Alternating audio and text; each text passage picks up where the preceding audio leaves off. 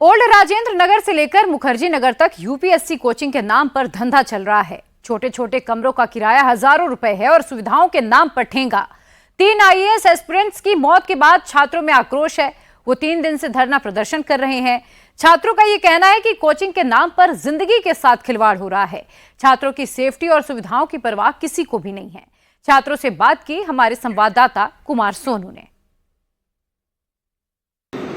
राजेंद्र नगर की घटना के बाद तमाम जगह जो है कोचिंग सेंटर्स के खिलाफ प्रदर्शन चल रहे हैं। इस वक्त हम दिल्ली के मुखर्जी नगर इलाके में हैं, जो कि एक कोचिंग का बड़ा हब माना जाता है दिल्ली में।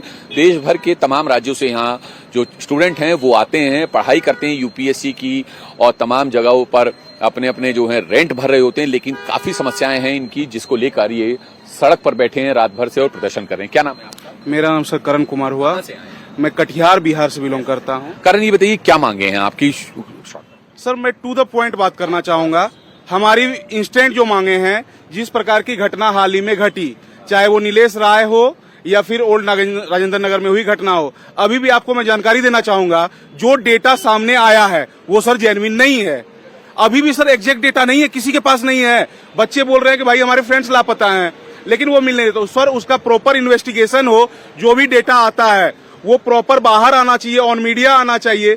दूसरा पॉइंट सर, उनको जो भी क्षति हुई, किसी की सर जान को तो आप लौटा नहीं सकते, लेकिन एक कम से कम कुछ न कुछ उनको सहायता करके, किसी प्रकार से एक सहायक राशि देके आप उनकी मदद कर सकते हैं। तो हमारी डिमांड है कम से कम 1 करोड़ रुपए करके उनको सहायता राशि दी जाए।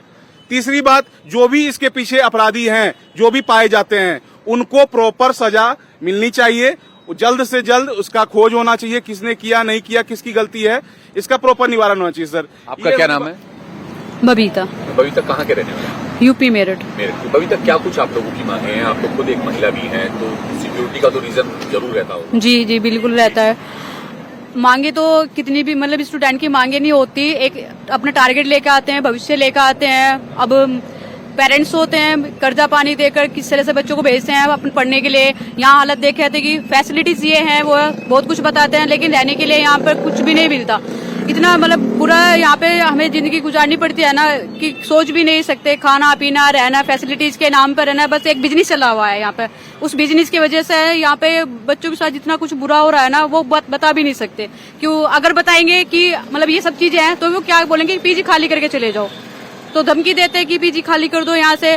अब इतनी जल्दी पीजी कैसे खाली करे, सिक्योरिटी नहीं देंगे। फिर उसके बाद में इतने छोटे छोटे कमरे, और ना दिन में मतलब सही से पढ़ाई कर सकते हैं। तो पढ़ाई करने की वजह से तो लाइब्रेरी ज्वाइन करते हैं, रात में तो खैर सोना ही नहीं होता कभी भी। और ऊपर से मतलब टारगेट इतना बड़ा होता है, तो पढ़ाई के बहुत ज्यादा स्ट्रेस भी होता है। तो ये सब सारी जितनी बड़ी समस्या है सब झेलनी पड़ती है। क्या नाम है आपका? मेरा नाम प्रशांत यादव, मैनपुरी से है, यूपी से। प्रशांत, बताइए क्या कुछ मांगे हैं आपकी लेके जो सड़कों? एक ही मांग है कि जो घटना हो चुकी है, इसकी क्या गारंटी दोबारा नहीं होगी है। जहाँ हम पीजी में रहते हैं, वहाँ की जो फूड क्वालिटी एकदम जीरो है, आप खा भी नहीं सकते हैं। जब पीजी वाले से बोलते हैं भैया थोड़ा सही कराइए, तो बोलते हैं कि सब लोग खाते हैं, अकेले नहीं है आप। अब बताइए, कोई कुछ नहीं करता है यहाँ पे, ना वेरिफिकेशन किए हैं, वहाँ पे रहते हैं, ऐसा कुछ नहीं किए हैं, ऐसे रह रहे हैं हम लोग। रूम इतना बड़ा है, रूम रेंट 11,000 है। अब बताइए, कोई सुविधा नहीं दे रहे हैं। आपका क्या नाम है? सर मेरा नाम प्रदीप चौधरी, मथुरा वृंदावन से हूँ। प्रदीप, क्या कुछ आप लोगों की डिमांड्स है? क्या कुछ समस्याएं यहाँ? सर डिमांड से हैं सर, ऐसे बोला मतलब अभी घटना हुई राजेंद्र नगर में, तो सर इनकी लापरवाही कोचिंग वालों की। सर इतनी बड़ी कोचिंग है, इतने बड़ी, उसमें और मात्र एक ही एग्जिट है, उनको एग्जिट बढ़ानी चाहिए उनको अपनी। बट ये क्या करते हैं भाई, एमसीडी वालों से दलाली कर लेते हैं, अब मिल जाते हैं आपस में, उनको खिलाते हैं, तो उन्हें कोई दिक्कत नहीं भाई। मतलब कमा कितना भी रहे, पर इन्हें खर्चा बिल्कुल नहीं करना है।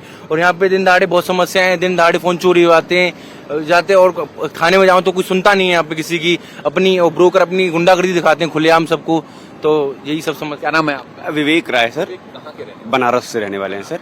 विवेक, क्या कुछ मांग लेकर जो है आप अपनी क्लासेस छोड़कर इस वक्त सड़कों पर हैं? सर हमारी जो पहली मांग है कि ये जो घटना घटी है, इसकी प्रॉपर एक inquiry committee under the supervision of retired high court जज या सुप्रीम कोर्ट जज, क्योंकि एडमिनिस्ट्रेशन पे हमारा कोई भरोसा नहीं है, जो प्रॉपर इसको इन्वेस्टिगेट करे फेयरली और ट्रांसपेरेंट वे में, और इसकी रिपोर्ट प्रेसिडेंट ऑफ इंडिया को सौंपे पहला। और proper toll, head count toll बताया जाए सर। 3 बताया जा रहा है ऑफिशियल, जो कि वहां हमारे दोस्तों ने बताया कि 7 से 8 बॉडीज तो अपने आई विटनेस हैं, लेकिन अभी तक प्रशासन इस चीज को छुपा रहा है।